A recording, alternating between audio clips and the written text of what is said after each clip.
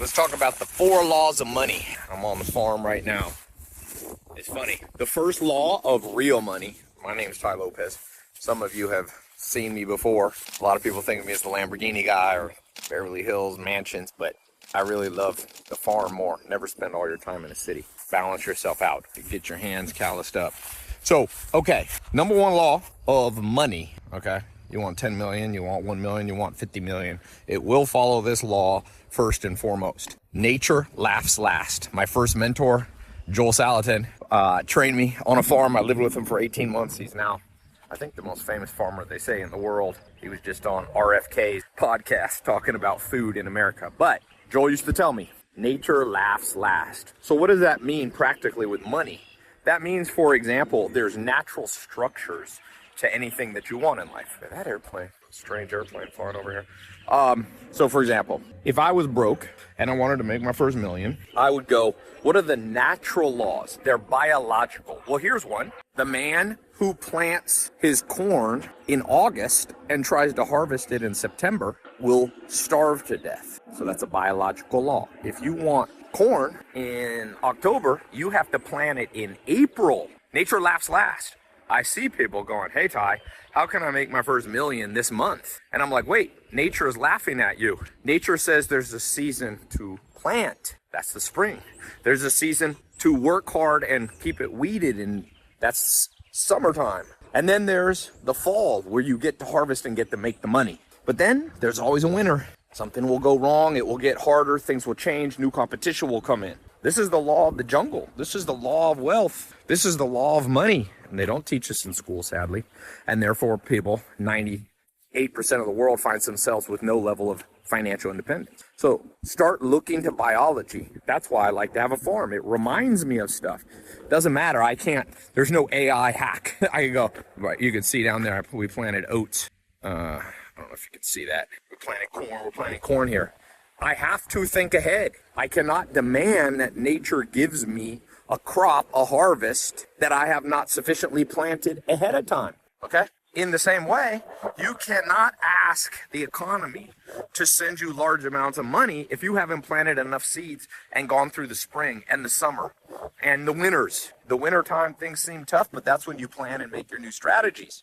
Joel Salatin used to say, I love the winter. In the wintertime, guess what I do? I sit inside, I read books, I contemplate what I should have done better. I do an AAR, after action review of my last year. The winter, even the dark winter where things seem gloomy, serves a purpose. So do not try to break fundamental biological principles like patience to create your first million. Yeah, you can find YouTube videos and blah, blah, blah. Take it for somebody who's been in the game a long time.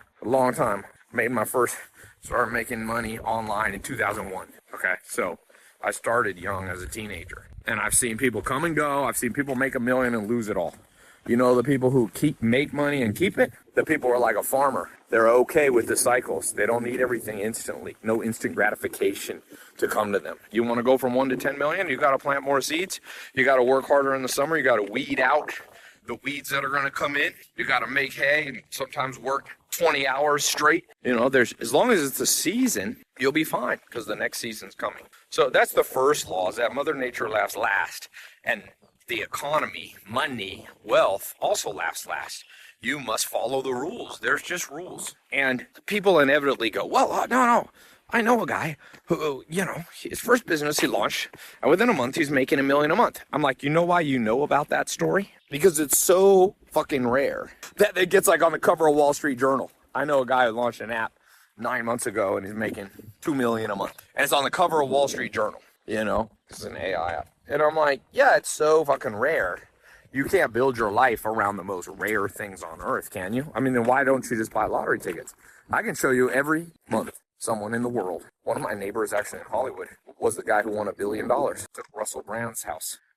I used to live next door to Katy Perry and them. And I went there the other day and I was looking down at the old house I was at and looking down and I was like, who lives there now? There's a policeman out there 24/7. And they're like, oh, that's the guy who won the lottery. But what does that have to do with me? There's no law I can replicate and say, oh, I just buy enough lottery tickets, then inevitably I make $1 billion. No, the economy doesn't work that way. The economy essentially rewards almost nobody who tries to get rich quick with lottery tickets. And they trick you. Really, the government scams poor people. They always bring up, oh, this is a scam. I'm like, wait, I sell courses that have insane value in testimonials, and that's not a scam, but a lottery that's predominantly bought by poor people who only have a few dollars, and it takes billions out of the poor neighborhoods. That's the real scam. And the scam is, you're teaching them that the way out is by breaking the laws of Mother Nature, of patience, and planting seeds, and cultivating the seeds, and fertilizing what you're doing, your business, and then you win later. We're going to plow this into corn, 2 more acres to finish out this field. So please, let's just don't get too detached from reality here. You ain't making 10 million this week, okay? And even if you point out a news article that somebody did, it's such an aberration. It's such low probability. You have a better chance of just buying lottery tickets for the next year. I remember when I was young, I won the lottery. I think I was 11. My grandma, we were at the grocery store in San Diego, and I said, Grandma, I didn't have any money. I said, let's buy a lottery ticket. And there were $1. And so we did, and I scratched it, and right there I won $100, and I was so excited. Okay, and so I bought a bike with it. Good lesson. Someone stole that bike. I lived in not the nicest part of the world, and someone stole the bike. Easy come, easy go. But the interesting thing is, since I didn't know the laws of money, and I didn't know that Mother Nature laughs last, and it laughs at people who are impatient and who play who play stupid games. So I decided for Christmas, my family didn't have much money. My mom used to say, you get $100 for Christmas. What do you want me to spend it on? And so I told her, I want 100 lottery tickets. It's $1, $1 a piece. That gives me 100 chances to win. I had just bought a month before a lottery ticket and won $100. I was like, wait, if I get 100 lottery tickets and 10 of them win, 10 times 100, I'll have $1,000, right? Well, guess what? I remember they did it. What I said is a good lesson for me. They spent $100 on 100 tickets for me, and I scratched them. I remember where I was at my grandma's house. I scratched all 100. I made like $12 back, or whatever, $20. And I remember thinking, wait a second, this is a horrible way to try to make money. Yeah, welcome to rule number 1. Mother Nature laughs last at the impatient. Okay, rule number 2. You got to master the emperor, king, and queen skills. Okay, you got to master the emperor. The emperor is persuasive products that kind of sell themselves. They're so high demand. They're so well presented. An iPhone is a good example. It kind of sells themselves. Nobody looks at the marketing. You just see what it does. You're like, wow, this is good. Tesla built a product like that. So that's the emperor skill. The king skill is marketing. If you know how to master online marketing, you have the highest. Besides building persuasive products, then the emperor is the highest. The king skill is insanely good at all things marketing. Funnels, automations, email, copy, SMS marketing, WhatsApp marketing, chatbots, AI agents, scraping, what's working, email drops, affiliate networks, knowing how to read advanced metrics like heat maps, advanced funnel reporting, okay? This is all marketing. That's the king skill. And then you have the queen skill. And the queen skill is sales. Sales is 1-to-1. Generally 1-to-1. I define sales. Sometimes it's 1-to-many if you're selling from stage, for example. Okay, that is the next level of skill. That is the queen. So if you can piece together, and that's beyond what I'm going to explain in this video. That's a long explanation. But emperor skill, you know how to find and sell and offer to the public highly persuasive products. Because a lot of times people skip the emperor skill. They skip the emperor skill and they just go straight to the king and say, oh, I'm going to be good at marketing. Well, Charlie Munger says you can't polish a turd. Marketing cannot fix a turd product. You can't polish a turd. Okay, so I see a lot of people out here trying to polish a turd, and I'm like, it ain't happening. So that's why I said emperor skill. How do you identify? Remember, you don't always have to come up with your own products. Just think about when McDonald's was formed a few years later, they launched Burger King. Somebody looked at somebody else's product, saw it was highly persuasive, said, I'm going to open up my own hamburger place. So knowing how to research, find, mimic, originate persuasive products is the emperor skill. That's where money flows best. Flows most. First $1 trillion company was Apple. Highly persuasive product. They were also, Steve Jobs considered one of the greatest marketers. He had the king skill. And then of course you had the queen skill. The queen skill is sales. those type companies, Microsoft, Apple, believe it or not, they have one-to-one sales. They're doing enterprise packages. They have sales teams. Even if we go to the Apple store, they have salespeople there. The Apple store really changed the game for Apple. It was an idea. Everybody said you can't do physical retail. And he's like, no, I'm going to create the Genius Bar. It's going to be people that work one-to-one. So Apple's a great example of how money flowed. First $1 trillion valuation company was one that had the Emperor Perfect, a highly persuasive product that sold itself, had the king skill marketing. He had this TV commercial, you know, with Albert Einstein and Gandhi, and it was all this super aspirational. And then we're plowing this little piece here for corn. We've got a lot back there and up on the hill. So Emperor, and then like I said, they built at the Apple stores, they had the Genius Bar, and they had individual people selling. So I want you to think, okay, I want more money to flow. I need to know law number 1, money, nature lasts last at the impatient. Number 2, that you must master the emperor, king, and queen skills. And the third one that I just want to say is that it's one thing to make money, it's another thing to keep it. And so the third law is, it's one thing to make money, it's another thing to keep it. What do I mean by that? A lot of mofos I've seen figure out how to make their first million or 10 million, then they lose it all. Hey, it's easier. I'm not even laughing at people. It's easier to do. It's easy to make mistakes.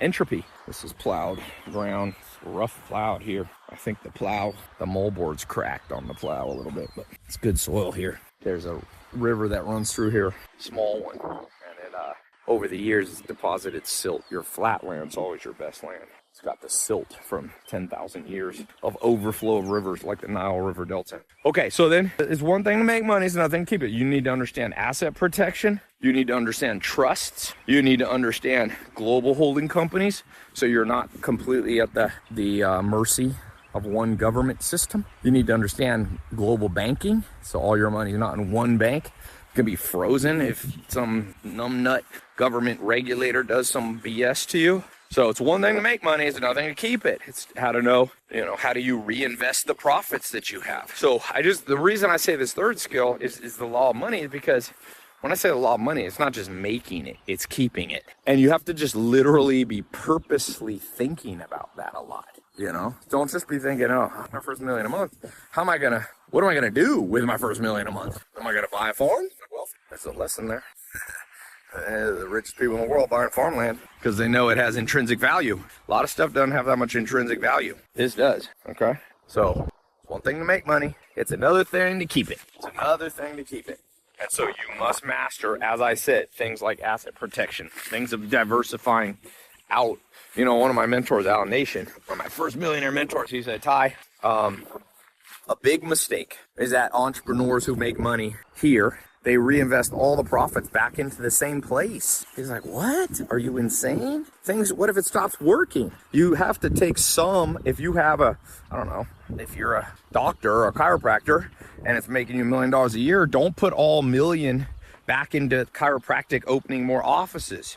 If you're an online coach, don't take all your money and put it back into your coaching business.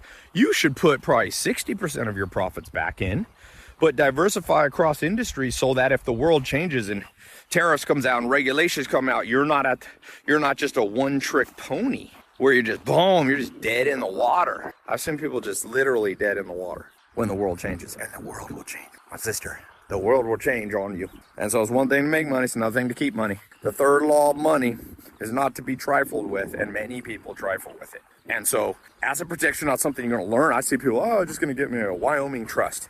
Nah, it's not. Well, if you have a little bit of money, that might be okay. If you make 10 to 100 million, no, not strong enough. Asset protection, one jurisdiction, one judge. Stranger things have happened. Not enough track record. And even so, you should have trust in more than one country. Just one country. More than one. So I want you to go deep down the rabbit hole of the art of taking profits that you made, putting them in the right place, reinvesting them at the right ratios, spreading the money out, protecting the money, getting into multiple banking systems, going global. There's a lot of protection and never trusting one country. I don't care how patriotic you are. Don't fully trust one country. By the way, it's very American. Some people go, oh, that's not very patriotic for American. Yeah, it is. America's built by the people who didn't trust their government. The Pilgrims. They didn't trust their government, so they moved. We're specifically a group of people who, you know, doesn't fully... I didn't say you have to be totally anti your country. I just said keep it in check. Don't go crazy and go, oh, yeah, I fully trust everything. Yeah, the banks here are great. Yeah, they're... Till they freeze your stuff, or you get a judgment against you, a false judgment. All kinds of things can happen. This is the game of money. You know how many crazy things have happened with money in the last 100 years? You know how many crazy things? You know how many people had $1 billion? A guy came to my house years ago on my podcast. He had started Webvan. If you remember, that was one of the first internet companies. It was worth billions. He told me he had $2 billion in the bank. And then it went broke, down to zero. Billion, that's $2,000 million. Down to zero, okay? We can see the chicken. There's some little chickens over here. So you need to not be naive. I always tell people, you're about to make your next million, and there's somebody there trying to take it from you. They might even be a family member.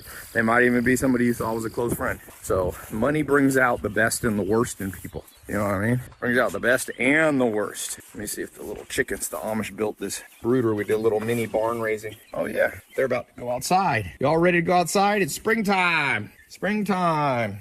Those are broilers. They have laying hens and you have broilers. These are broilers. What's up, little guys? They're gonna go outside soon, but you gotta wait till it's warm enough. They like the heat. There's heat lamps right there that keep them warm. How y'all doing? They eat a lot of food. These are fatsos. What's up, buddy? Anyway, get yourself a farm. Good diversification with your money one day. The world goes crazy, you still grow your own food. You got your own water, got your own lumber, got your own firewood. Got a place for your kids to learn responsibility. You don't even need that much. You can buy a small farm. This is a big farm, but you can buy a small one. I started by buying a small farm. It was like 10 acres. First farm I ever bought, you know. So anyway, if this was helpful, text me. If you want to know more about these laws, I've got more than 3. You want to know more about these laws, more in depth, start a conversation with me. I'll put a number below.